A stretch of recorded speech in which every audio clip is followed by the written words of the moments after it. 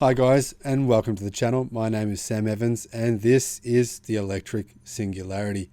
Fantastic to have you here. Now, one of the coolest looking vehicles ever made has just been tested by Inside EVs, and to be honest, I'm extremely excited to see this vehicle on the roads here in Australia, in the United States, in Europe, all over the world.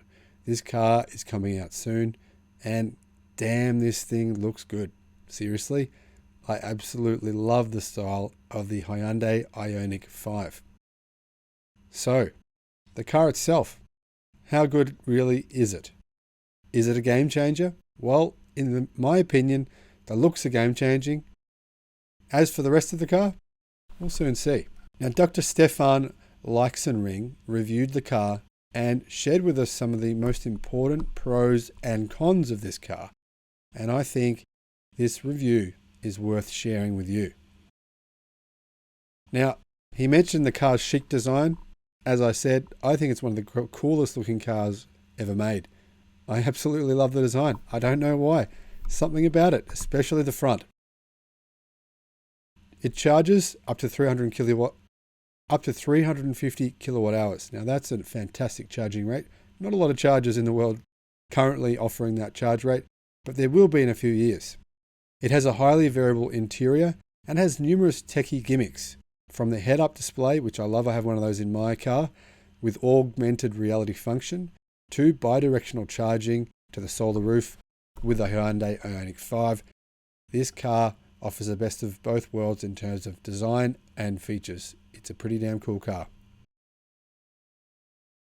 So, the reviewer spent 2 hours driving the car. Wasn't exactly an exhaustive test, unfortunately, but I mean, this is a pre-market test, so usually in these kinds of tests, reviewers don't get a whole lot of the time with the car. When the car goes on sale, that's when they get a couple of days, maybe even a week, even longer than that in some cases, to actually test the car. So take some of this with a grain of salt. It's not going to be really truly indicative of what it's like to own one. However, it's still damn good information. So, Hyundai put the top version of the Ioniq 5 with all-wheel drive right in front of the apartment. This variant has a 70 kilowatt motor at the front and a 155 kilowatt motor at the rear. So it has a total of 225 kilowatt, or for you Americans out there, that's about 306 horsepower. That's a fair bit of power. Also, I mean, it's a fair bit of power not only because it's quite a good number, but also because with an electric vehicle, all that power is available and torque is available from 0 RPM. It's a very different driving experience, driving an electric car versus a petrol or ice-powered car. So, driving impressions. He says, I drove a bit of the Autobahn with the Ioniq 5. The forward thrust was good, but it doesn't knock you back into your seat. I'm going to add the same way a Tesla will, because I can tell you it will. However, this is only a first impression. In addition, the normal driving mode was activated while the accelerator pedal reacts more strongly in sport mode. After all, the acceleration hardly slackens even above 100 kilometers an hour, as is the case with less powerful electric cars. So he says it's got pretty good power up to and above 100 kilometers an hour. Otherwise, there are steering wheel paddles with which you can adjust the strength of the regenerative braking. There are 3 modes plus a 1-pedal driving mode, which Hyundai calls the iPedal.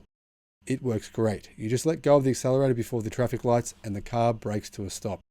My favorite mode for the city. I love this fact that you can actually set regenerative braking in your car so that you never need to use the brake pedal. I mean, this is such an awesome feature and will save people so much money, not only in saving you from getting new brakes and discs, but also in regenerating the battery, saving you on energy costs. So he said the chassis seemed a bit clumsy and hard on uneven ground. When I said this to the Hyundai employee, he said the last journalist said the chassis was soft. That may have been a protective claim, but it could also refer to cornering behavior, and because of the routes driven, I can't say anything about that. Now you'll find that what Hyundai often does, very commonly, they actually tune their suspension of their cars for individual market tastes. So in Europe, often the suspension is changed versus American model Hyundais.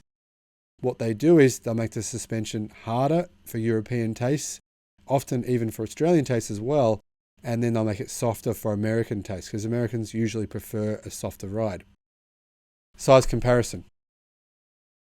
If you look at the Ioniq 5, you'll get the idea that it is a hatchback sedan. Size comparison with an XC60 shows you that it is realistically the size of a medium-sized SUV. Now, I totally agree with this. It really does kind of deceive you in the sense that it looks like a hatchback. But I think the shape is extremely practical. It's really bigger than a standard size hatchback. It's like a supersized hatchback. So not only does it look cool, but it's actually, in my opinion, extremely logical vehicle to buy. So, door handles and modes, PNRD. The Ioniq 5 has flush integrated door handles similar to a Tesla Model 3. They fold out when you press them, unfortunately not when you approach them with the key in your pocket the way that a Tesla's do. To drive off, you turn a knob. The pre-production model that was delivered, however, still had recognizable electronic problems. This is common, guys, in pre-production models, so I wouldn't worry about that. The mode, when we jump back from driving to parking, had an issue, but obviously that will be solved with the production model. In addition, the recuperation modes could sometimes not be activated. There is still some time until the cars launch in the early summer in Europe. Batteries and charging. The tested top version has a 73 kilowatt hour battery. Its range should be slightly below the specified maximum range of the Ioniq 5, which was specified as 470 to 480 kilometers. His power consumption after a little more than 40 kilometers was 17.7 kilowatt hours per 100 kilometers an hour, per 100 kilometers. This results in an approximate range of around 410 kilometers, which was what I was going to say. I believe the real world range of this car is about 400 kilometers, which is, I think, about the sweet spot. If you go on a road trip and let's say the distance of your destination is, say, 700 kilometers, you could easily make one stop in between, which, let's be honest, no one drives 700 kilometers without making at least one stop to charge and then continue on your journey. So I really think this range of 410 kilometers is actually very good for the average person, probably for 95% of people. Now, they had some issues with the charging stations listed on the navigation system. The first one didn't exist, and the next one didn't really work because it was on a BMW factory site. So that's one of the issues now. If you don't buy a Tesla, there are some teething issues with other car manufacturers in terms of using third-party electronic chargers. That is something I think that is progressing, improving, getting better with every day. Obviously, there's a number of third-party companies installing chargers at a rapid rate. So if you're to purchase one of these cars later in the year, the system will have already improved in terms of the number of chargers available to you. And I think it's going to just keep on improving over the years. So it's going to get better and better in this aspect. So he tested the charging and found that after 4.5 minutes, the car recharged at a 100 kilometer hour rate, which is really good. And the average charging power in the important range of 20 to 80% was around 150 kilowatt. That's quite fast and similar to the charging rate of something like a Tesla Model 3.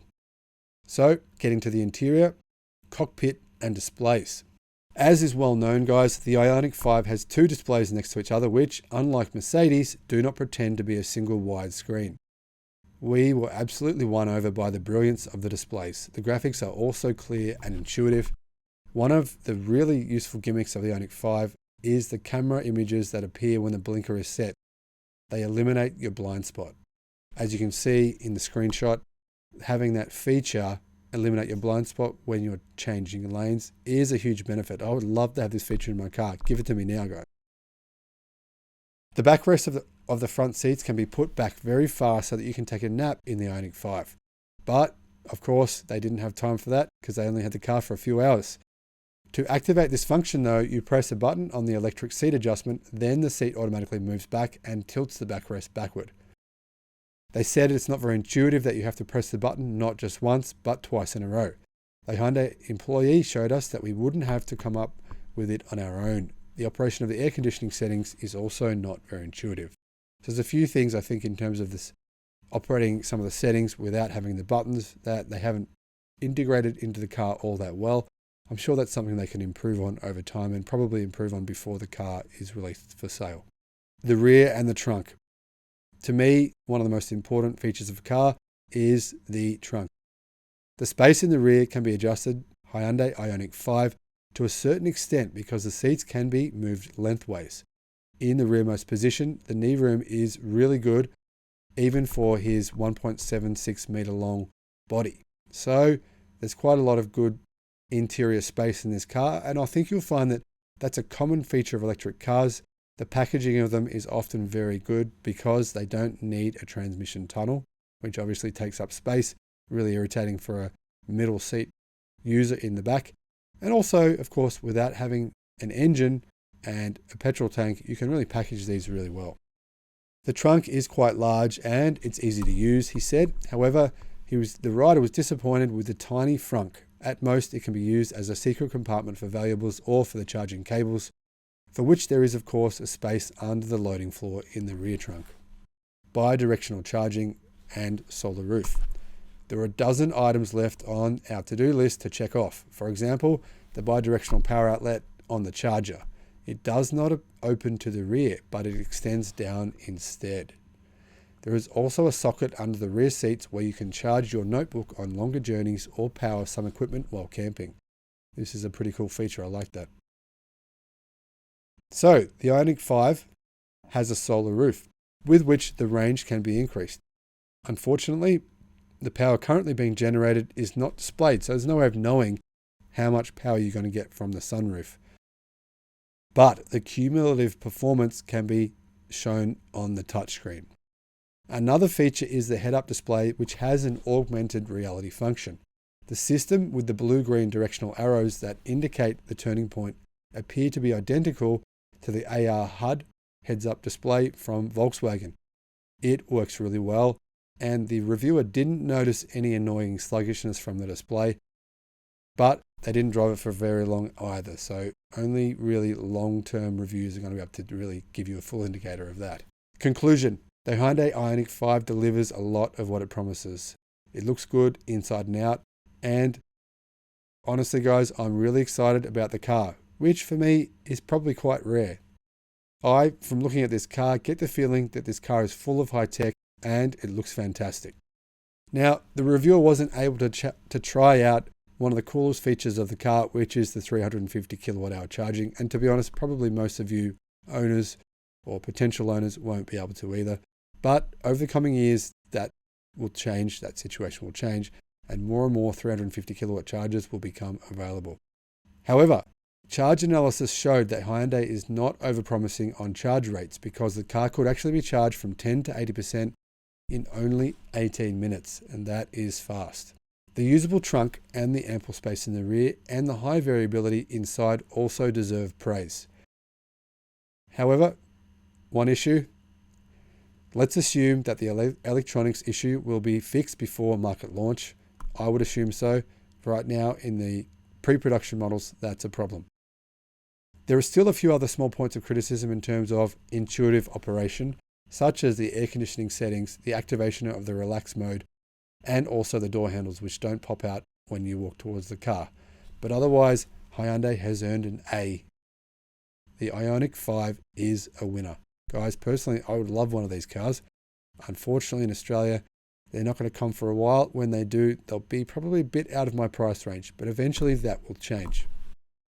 My personal opinion, I love this car. Finally, we have an SUV or a crossover that has real personality and real style. Hyundai is going to sell a ton of these in Europe and all around the world if they can ramp up production, and that is a big if. I hope they will come to the US, guys, for you US buyers, to Australia, to Europe, to the UK, in sufficient numbers to really sell. Obviously, at this point in time, Hyundai haven't made a huge effort to really get the numbers of cars around the world that people want. However, I believe that will change over the coming 6 months to 12 months, and I think Hyundai knows there's huge demand for these cars, so all they need to do is get more battery supply and start ramping up numbers in order to get those increased sales. Guys, thank you for watching this video. I'm really excited for this car, and I'm excited that you're here during this exciting, amazing period in history. Really, truly, we are at one of the most incredible points in history where we are going through this amazing transition from old dinosaur-powered fossil-fueled cars to an amazing new technological era. Guys, thank you for watching. Please remember to subscribe and like, and I look forward to seeing you on the next one. Bye-bye.